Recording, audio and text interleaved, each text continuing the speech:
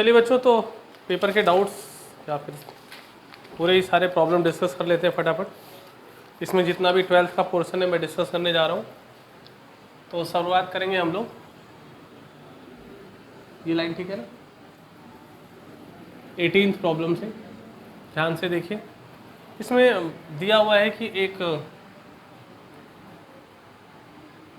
Uniformly charge hollow cylinder है, मतलब एक सिलेंडर है जिसपे कि चार्ज क्या है, यूनिफॉर्मली डिस्ट्रीब्यूटेड है। तो उससे एसोसिएटेड इलेक्ट्रिक फील्ड कैसी होगी?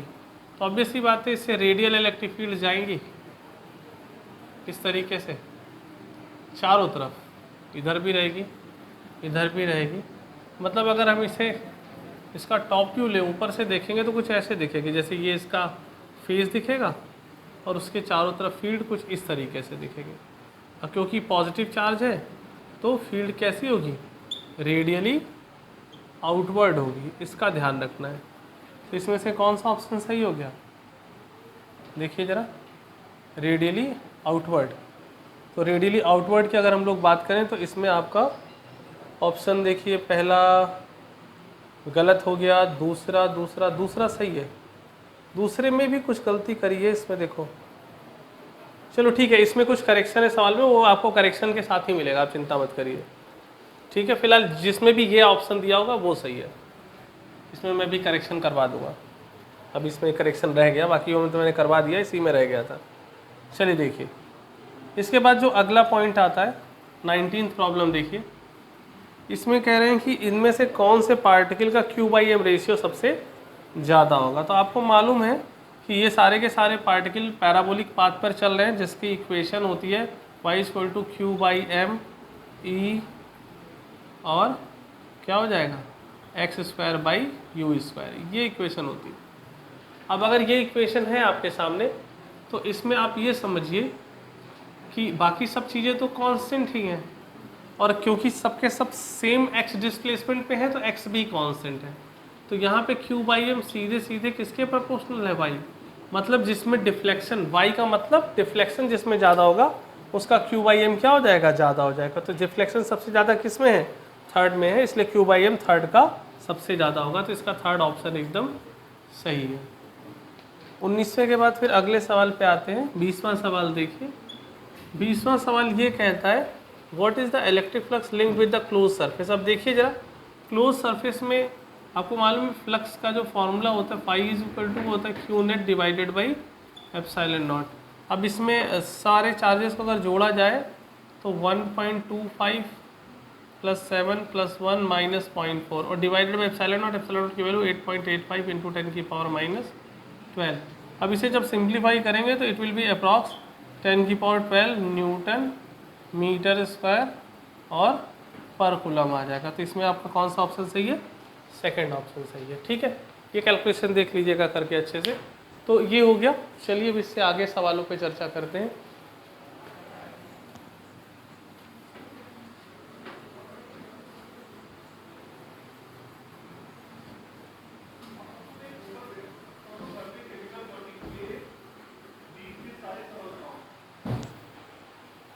इसके बाद अगला सवाल जो है वो आपका 21वां सवाल है।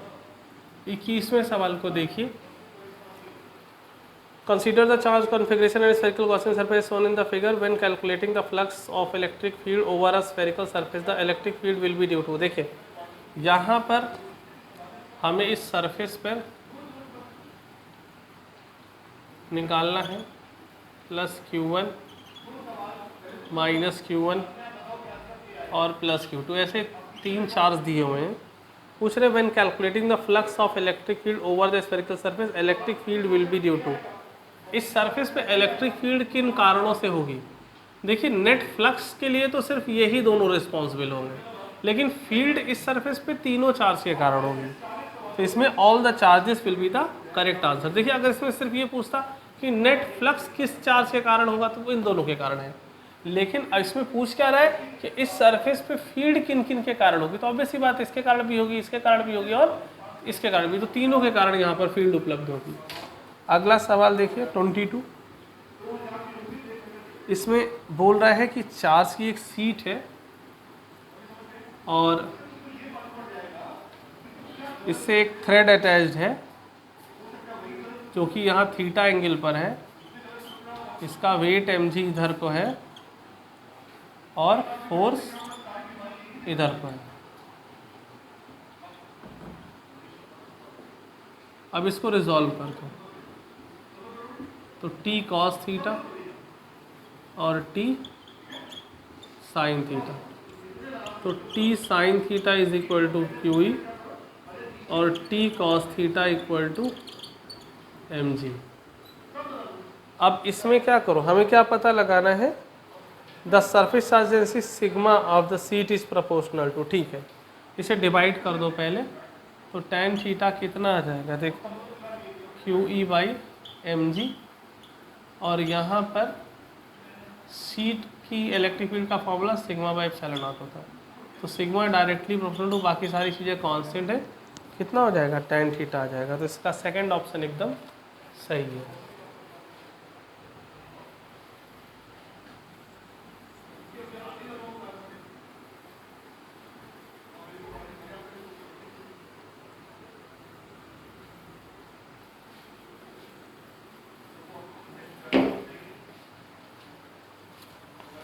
चलिए अगले सवाल पे चलते हैं। इसमें कह रहे हैं कि two concentric conducting shells of radius, देखिए दो कंसेंट्रिक कंडक्टिंग सेल हैं जिसमें अंदर वाले पे प्लस क्यू चार्ज है और बाहर वाले पर माइनस टू क्यू चार्ज है। इस पर कितना है प्लस क्यू और इस पर कितना है माइनस टू क्यू। तो हमसे पूछ रहे इलेक्ट्रिक फील्ड और आर के बीच में ग्राफ कैसा होगा। देखो अगर हम सेंटर से ए तक जाए, ये रेडियस ए दे रखी है, ये रेडियस बी दे रखी है, तो अगर हम ग्राफ इसका बनाने की कोशिश करें और हम क्या करें, हम सेंटर से ए तक जाएंगे तो वहाँ पर तो चार्ज नहीं है तो इलेक्ट्रिक फील्ड भी नहीं होगी, शुरू में ग्राफ गायब रहेगा, तो इसका मतलब चौथा ऑप्शन गलत हो गया। उसके बाद पॉजिटिव चार्ज के कारण फील्ड बाहर को होगी, मतलब इलेक्ट्रिक फील्ड पॉजिटिव होगी, अवे फ्रॉम पॉजिटिव होगी टुवर्ड्स सेंटर नेगेटिव हो जाती है, तो इलेक्ट्रिक फील्ड इस तरीके से घटेगी, कहाँ से कहाँ तक, ये मान लो यहाँ तक की डिस्टेंस ए है और यहाँ से यहाँ तक की बी है, तो ए से बी तक की बीच में डिस्टेंस जो है वो इलेक्ट्रिक फील्ड की वैल्यू घटेगी। उसके बाद जैसे ही आप बाहर जाओगे, अब नेट चार्ज क्या हो जाएगा, देखिए नेट इनक्लोज चार्ज निगेटिव, तो फील्ड कैसी हो जाएगी इनवर्ट। इनवर्ट का मतलब नेगेटिव फील्ड, नेगेटिव फील्ड मतलब क्या होगा, कहीं नीचे से स्टार्ट करेगी, तो नीचे से स्टार्ट करेगी मतलब कहीं यहाँ से और फिर इस तरीके से क्लोज होती चली, टच नहीं करेगी, टच करता हुआ दिखाया तो ठीक नहीं है। तो फिलहाल उस हिसाब से देखा जाए तो आपका सेकंड ऑप्शन सही हो गया। अच्छा सवाल था ये, ठीक है। अब अगले सवाल पे चलते हैं। देखिए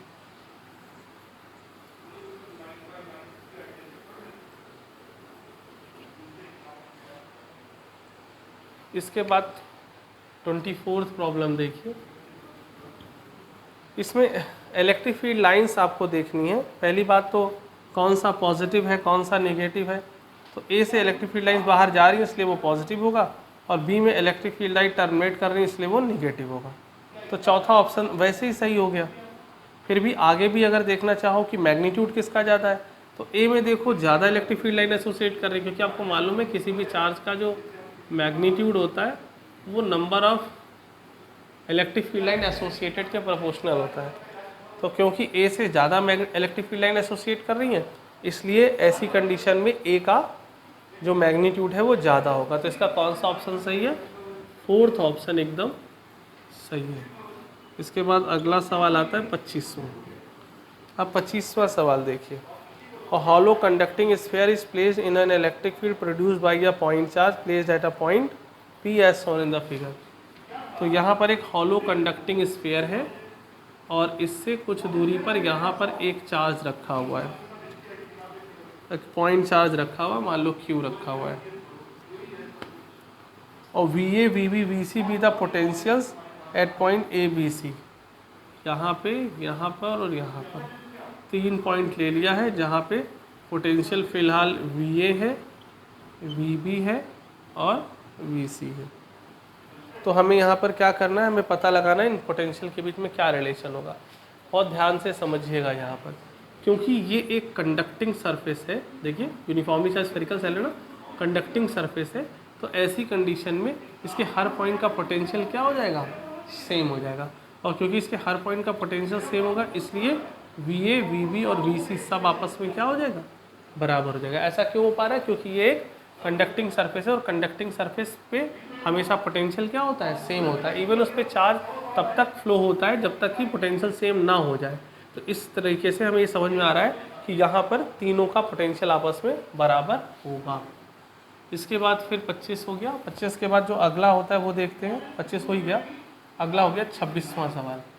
अभी 26वां सवाल देखिए क्या कह रहा है। two thin wire rings each having a radius r are placed at a distance d apart। ठीक है, तो दो थिन रिंग्स हैं इस तरीके से, इन पे जो भी चार्ज है यहाँ पर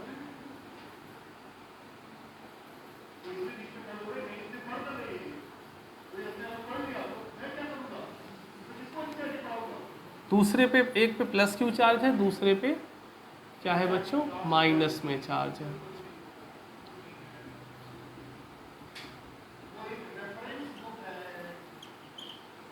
ठीक है ना। अब देखिए potential difference between the centres of to rings, बहुत आसान है। इनके बीच में सेपरेशन कितना दे रखा है, d दे रखा है। पहले इस पॉजिटिव चार्ज के सेंटर पे, मान लो इस सेंटर का नाम C1 है, सेंटर का नाम C2 है, तो इसके सेंटर पे पोटेंशियल कैसे निकलेगा, पहले इसके कारण निकालो। अच्छा, रेडियस कितनी दे रखी है, दोनों ही केस में रेडियस r है, इसकी भी रेडियस r है और इसकी भी रेडियस r है। तो अब इसके सेंटर पोटेंशियल कैसे निकालोगे, पहले यहाँ पे चार्ज क्या है, प्लस क्यू, और यहाँ पे चार्ज क्या है, माइनस क्यू।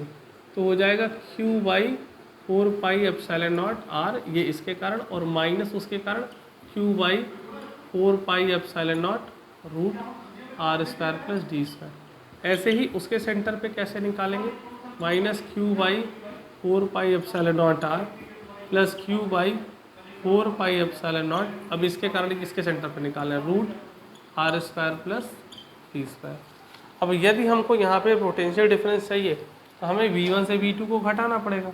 तो जब हम V1 से V2 को घटाएंगे तो ये दोनों तो आपस में ऐड हो जाएंगे, तो ट्वाइस ऑफ Q/4πε0r, और ये सब्ट्रैक्ट हो जाएंगे, दोनों आपस में जुड़ ही जाएंगे with minus sign, 4πε0√r² + d²। अब इसमें से 2 से 4 कैंसिल करके Q/2ε0 कॉमन ले लीजिए, तो आपको कौन सा ऑप्शन सही मिल रहा है, फोर्थ ऑप्शन। इसका देखिए फोर्थ ऑप्शन एकदम सही है, कॉमन लीजिएगा, 2 से ये काटिएगा इसको ऐसे 2 करके ऐसे, और इसमें जैसे ही कॉमन लेंगे Q/2ε0r, वैसे ही आपको फोर्थ ऑप्शन मिल जाएगा। ठीक है, चलिए जल्दी से इसे कॉपी कर लीजिए।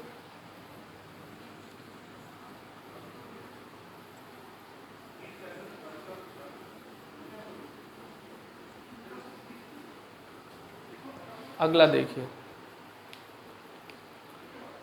इसके बाद फिर हम लोग 10वां सवाल करते हैं, 27 प्रॉब्लम करते हैं। कह रहे the figure gives the electric potential V as a function of distance through 5 region on x axis. Which of the following is true for the electric field E in these regions. अब जरा ध्यान से देखिए, यहाँ पर आपको दिया हुआ है ग्राफ, जो बहुत ही अच्छा सवाल है ये, ध्यान दीजिएगा। यहाँ पर पहले ग्राफ ऐसे है, फिर ऐसे है, फिर ऐसे है, फिर ऐसे है। इसमें आपको मालूम है कि ये ग्राफ किसके बीच में प्लॉट किया गया है, v और x के बीच में, और E = होता है -dv/dx। dv/dx क्या देगा, स्लोप। इसमें जो रीजन है 1 2 3 4, और इसके बाद का रीजन को हमने 5वां रीजन माना है। तो यहाँ, यहाँ और यहाँ, इन 3 जगहों पे स्लोप 0 है, तो dv/dx 0 होगा, तो इलेक्ट्रिक फील्ड 0 हो गई। तो E1 E3 और E5, इन तीनों में स्लोप 0 है, तो हमने 0 लिख दिया। और उससे हमारा कौन सा ऑप्शन सही समझ में आ रहा है बच्चों, देखिए यहाँ पर फिलहाल E1 E3 और E5 ये बराबर हैं, 0 इन्होंने नहीं दिया, कोई बात नहीं। अब देखिए एक चीज़ और समझिए, इसमें स्टीपनेस किसकी ज़्यादा है, जिसका देखो यहाँ पे स्टीपनेस ज़्यादा है, यहाँ पे स्टीपनेस कम है, तो जोन 4 की जो इलेक्ट्रिक फील्ड है उसका मैग्नीट्यूड जोन 2 की फील्ड से ज़्यादा हो जाएगा। तो कौन सा ऑप्शन सही हो रहा है इसमें, देखिए ध्यान से। ये करेक्शन वाली शीट नहीं है क्या, जिसमें मैंने करेक्शन बताया है?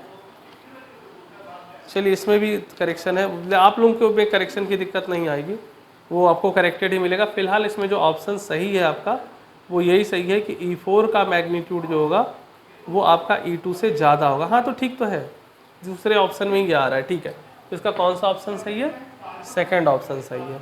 उसमें ऐसे एक्चुअली पलट के लिख दिया है ना, उसमें ऐसे लिख दिया है, वो एक ही बात। चलिए अच्छा सवाल था, इसे मार्क कर लीजिएगा, रिवीजन के लिए ज़रूर रखिएगा इसे। 28वां सवाल देखिए अब, 28। 3 charges this and this are placed at the vertices of a right angle isosceles triangle as shown. The net electrostatic energy of the configuration is 0 if Q is equal to। देखिए ये एक ट्राइंगल है इस तरीके से, और ये Q है, ये Q है, ये Q है, और ये कैसा ट्राइंगल है देखिए ज़रा, राइट एंगल आइसोसेलेस, मतलब ए है और ये A√2 है, ये कन्फर्म हो गया। कह रहे net electrostatic energy of the configuration 0 Q की वैल्यू बताओ। अब इसकी नेट एनर्जी निकलेगी कैसे, देखिए जैसे इस वाले सेटअप की 1/4πε0 Q into Q divided by A, plus इसकी कैसे निकलेगी 1/4πε0 Q into Q divided by A, इसकी कैसे निकलेगी 1/4πε0 Q into Q divided by A√2, और इन सब का सम क्या होगा 0। अब इसमें से Q को कॉमन लेके सिंप्लीफाई करेंगे तो आपको सेकंड ऑप्शन मिल जाएगा जो कि एकदम सही है, ठीक है। चलिए बढ़िया, तो जल्दी से इसे कॉपी कर लीजिए।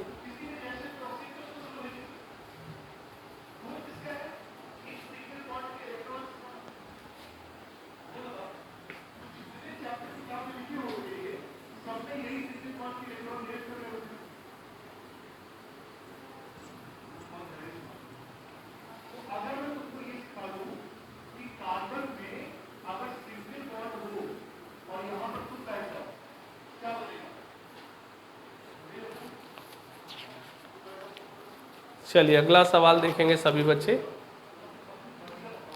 In the following diagram the work done in the moving a point charge from P two point A B C is respectively. देखो एक सिंपली ये आपका 12वां सवाल है, सॉरी 29 प्रॉब्लम है। इसमें कुछ इस तरीके का सेटअप है, A है, इस पॉइंट का नाम B है और इस पॉइंट का नाम C है, और यहाँ पर कोई पॉइंट P है, और यहाँ पर हम क्या कर रहे हैं, किसी चार्ज को पहले P से A ले जा रहे हैं, फिर P से B ले जा रहे हैं, फिर P से C ले जा रहे हैं। कह रहे क्या वर्क करना पड़ेगा। देखो यहाँ पर किसी प्रकार की कोई इलेक्ट्रिक फील्ड नहीं दी हुई है, इसका मतलब एक ऐसा रीजन है जहाँ इलेक्ट्रिक फील्ड 0 है, और जहाँ इलेक्ट्रिक फील्ड 0 होता है वहाँ पोटेंशियल क्या होता है, कॉन्स्टेंट। तो पोटेंशियल डिफरेंस क्या हो जाएगा 0। जब पोटेंशियल डिफरेंस 0 में हम मूव करेंगे तो हर केस में वर्क आपस में क्या हो जाएगा 0 हो जाएगा, तो आपस में क्या होगा बराबर होगा। तो इसमें कौन सा ऑप्शन सही है, सेकंड ऑप्शन सही है। 30th प्रॉब्लम देखिए, 30वां प्रश्न। Work done in carrying a charge of 5 microcoulomb from a point A two point B in an electric field is 10 मिलीजूल। ठीक है, 5 इंटू 10 की पावर -6 कूलम ये चार्ज हम लेके जा रहे हैं, A से B लेके जा रहे हैं। वर्क कितना करना पड़ रहा है 10 इंटू 10 की पावर -3 जूल। हमें क्या निकालना है, पोटेंशियल डिफरेंस निकालना है। तो V इज इक्वल टू क्या होता है W/Q होता है।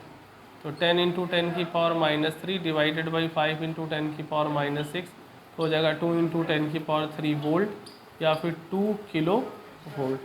तो कौन सा ऑप्शन आपको सही दिख रहा है बच्चों, देखिए पहला ऑप्शन सही दिख रहा है। इसके बाद फिर अगला क्या है, 31st प्रॉब्लम है। क्या कह रहे हैं, drift velocity Vd varies with intensity of electric field as per the relation. तो ये तो आपको अच्छे से ही पता है कि Vd क्या होता है -E/m टाउ E होता है, मतलब ड्रिफ्ट वेलोसिटी इलेक्ट्रिक फील्ड के मैग्नीट्यूड के प्रोपोर्शनल होती है। तो पहला ऑप्शन सही है। इसके बाद फिर जो अगला पॉइंट आ रहा है वो आ रहा है, देखिए 32वां सवाल है, वो आपके सामने है। 32वें सवाल में क्या कह रहे हैं, an electric current passing through non uniform cross section wire made of homogeneous and isotropic material, ठीक है। If Z A and Z B are the current densities and E and E B are the electric field intensities at A and B then, देखिए सीधा सा समझिए, ये एक इस तरीके का फिगर है और इस तरीके के फिगर में आपका मालूम है इस इधर वाले का रेडियस दे रखा है ए, इधर वाले का रेडियस दे रखा है बी, इस सेक्शन का नाम रखा है ए, इस सेक्शन का नाम रखा है बी। आपको मालूम है कि इसमें करंट तो थ्रू आउट सेम रहेगी और आई इज इक्वल टू क्या होता है, जे बाई ए। अब करंट अगर फिक्स हो गई, करंट अगर कांस्टेंट हो गई, तो जो आपकी, हाँ इसमें अब पूछा क्या जा रहा है वो देखिए, आई इज इक्वल टू क्या हो गया, जे बाई ए। तो यहाँ पर सॉरी सॉरी सॉरी सॉरी, तो मेरे को लग रहा था कुछ अजीब सा रिजल्ट क्यों आ रहा है, जे इज इक्वल टू क्या होता है, आई बाई ए होता है, सॉरी। तो यहाँ पर ऐसी परिस्थिति में अब जरा सोच के देखिए, करंट तो फिक्स है तो जे डायरेक्टली प्रोपोर्शनल टू क्या हो गया, 1 बाई ए हो गया। तो जहाँ पे एरिया कम होगा वहाँ पे जे ज़्यादा होगा। एरिया कम कहाँ पर है, ए पर है, तो जे ए ग्रेटर देन जे बी। और जो करंट, अच्छा जो, तो जे ग्रेटर देन क्या हो गया, जी बी हो गया। अब उसके बाद इलेक्ट्रिक फील्ड की बात करने जा रहे हैं, इलेक्ट्रिक फील्ड भी देख लो, जे इज इक्वल टू क्या होता है, सिग्मा ही होता है। सिग्मा तो कांस्टेंट हो गया, तो जे डायरेक्टली प्रोपोर्शनल टू ई है, तो इसका मतलब यहाँ पर ई ए भी ग्रेटर देन ई बी हो जाएगा। तो कौन सा ऑप्शन सही है आपका, पहला ऑप्शन एकदम सही है। इसे जल्दी से कॉपी कर लीजिए।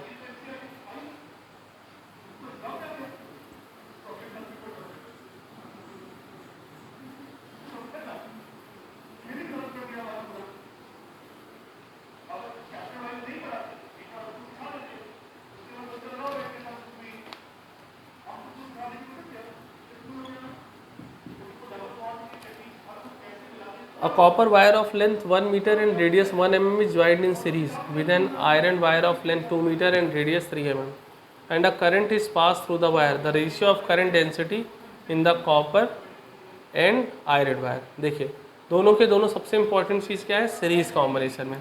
सीरीज कॉम्बिनेशन में है तो क्या सेम रहेगा, इसमें करंट सेम रहेगा। हमें किसका रेशियो चाहिए, करंट डेंसिटी जे का। फिर वही है, J is equal to I by A, current same है तो J one by J two is equal to पलट जाएगा A two by A one. A two है pi R two square, A one है pi R one square. R two by R one के पे बात करनी है। तो a copper wire of length 1 metre, radius 1 mm। पहले का रेडियस 1 mm है और दूसरे का रेडियस 3 mm है, तो 3 ऊपर और 1 नीचे और इसका स्क्वायर करेंगे तो आंसर आ गया 9/1। ठीक है। 33 के बाद अगला सवाल आता है 34। ध्यान से देखिएगा।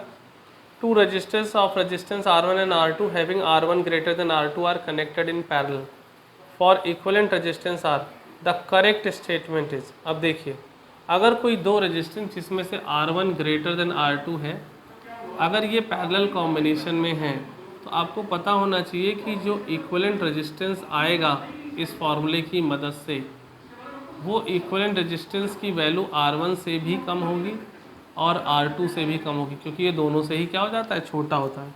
तो उस आधार पे कौन सा ऑप्शन सही है, फोर्थ ऑप्शन आपका एकदम सही है। तो फोर्थ ऑप्शन करेक्ट हो गया। 34 के बाद फिर अगला सवाल आता है आपका 35। अभी 35 करते हैं, जल्दी से इतना कॉपी कर लीजिए।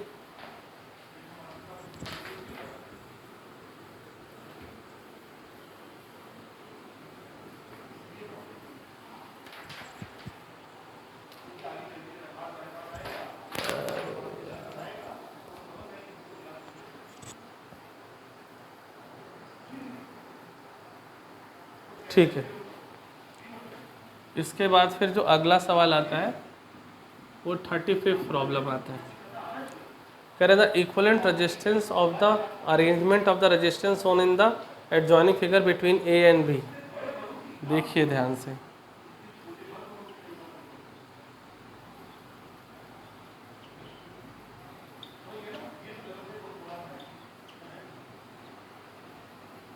आठ 16 16, 8 16 16, यहाँ पर 9 18 6 20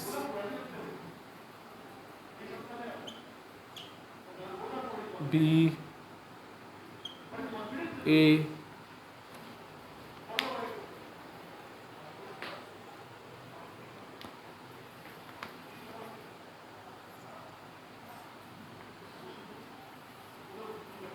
अब देखिए between the points A and B is, अब ए और बी के बीच में इक्विवेलेंट रेजिस्टेंस निकालना बहुत आसान है। देखो 8 16 16 8 हो जाएगा और 8 और 8 4 हो जाएगा।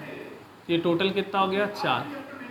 9 और 18 कितना हो जाएगा देखिए ज़रा, 18 गुणे 9, देखो 18 गुणे 9, 18 प्लस 9 27, 9 एकम 9, 9 त्रिक 27, 3 से 6, ये कितना हो गया 6। अब देखो जरा ध्यान से 24 और 4, देखो यहाँ से कितना आएगा 24 आएगा, और यहाँ 6 और 4 कितना आ जाएगा 10 आ जाएगा। अब इन दोनों को हम लोगों को जोड़ना है पैरेलल कॉम्बिनेशन में, तो 24 गुणे 10 बटे 24 प्लस 10, कुछ कैलकुलेशन मिस्टेक तो नहीं हुई कहीं पर, 16 16 8 और 20 है, ठीक है, और 9 और 8 9 और 18 है, हाँ 18 गुणा 27, 9 से 3 और 3 से काटा तो 6, 6 ठीक आ रहा है, 6 ठीक आ रहा है, अरे हाँ ठीक है सॉरी 6 और 6 12, वही मेरे का कुछ गड़बड़ हो गई, अभी ठीक है। अब इसको देखिए तो 24 गुणे 12 बटे 36, 12 कम 12, 12 त्रिक 36, 3 से काटेंगे तो 8, तो टोटल 8 ओम रेजिस्टेंस आ गया, तो सेकंड ऑप्शन आपका एकदम सही है। अब हम लोग कौन सा करेंगे, 36 प्रॉब्लम देखेंगे।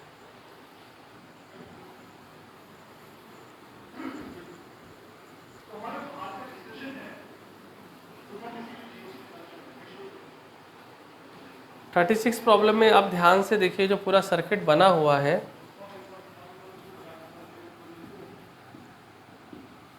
थर्टी सिक्स,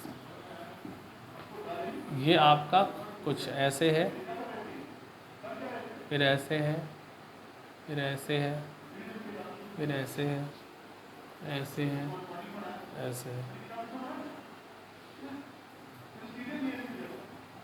ठीक इसी प्रकार यहाँ पर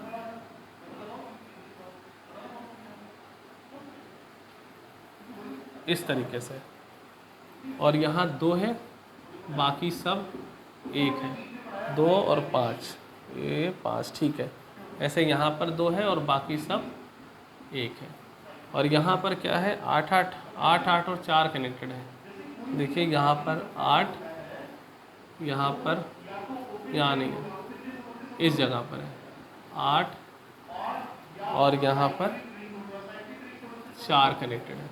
अब इसे सिंप्लीफाई करना है, देखो बहुत आसान है, करंट घूम कर यहीं से लौट आएगी, इन दोनों में नहीं जाएगी, ये तो ऐसे ही बेकार हो गए। अब देखिए ये 1 1 2 और 4 6 और ये 8, ये जो पूरा आपको सेटअप नज़र आ रहा है यहाँ पर, ये दोनों किस में हैं, ये दोनों आपका सीरीज़ में है, तो 4 2 6 2 8, और 8 और 8 कितना हो जाएगा, देखिए 8 यहाँ से निकला कितना 8, 8 और 8 2 पैरेलल में, तो कितना हो जाएगा 4।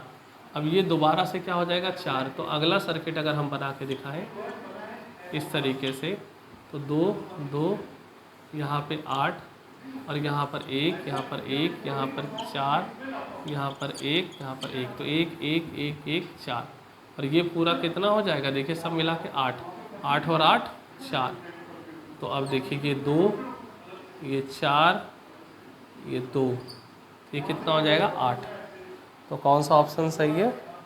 अब इसमें देखिए गलती करी गई है, ठीक है, फिलहाल इसमें आप 4th ऑप्शन रखिए और आगे हम करेक्शन करवा देंगे इसमें।